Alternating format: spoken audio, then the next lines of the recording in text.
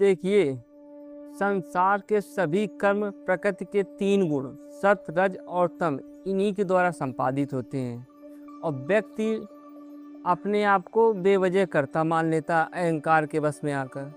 जैसे आप खाना खाते हैं, खाना कौन पचाता है? आप श्वास लेते हैं, श्वास छोड़ते हैं, कहाँ से हो रहा?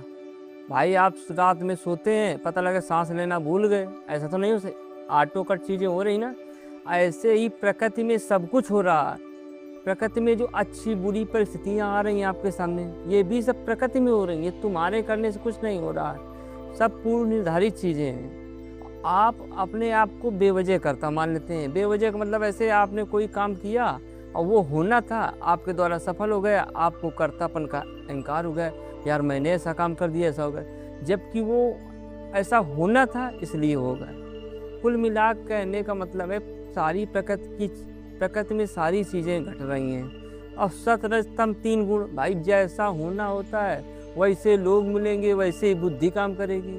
ऐसा नहीं कि कोई चीज़ अकस्मात हो जाती है, होता सब नियमबद्ध ही है, लेकिन इसी तुम्हारी बुद्धि काम करी वैसे ही संयोग बनते हैं।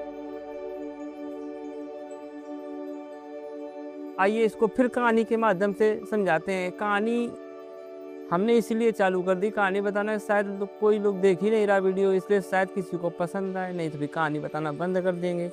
जैसे एक किसान था, एक रामू नाम का किसान था, वो बहुत मेहनती था, बहुत मन से मेहनत करता था। एक बार उसकी फसल इतनी अच्छी हुई कि पूरे गांव में उसकी चर्चा होने लगी कि यार, तो रामू को अहंकार हो गया कि उसने कहा देखो मैंने कितनी मेहनत करी, मैंने अपनी मेहनत के बल पर इतनी फसल पैदा की।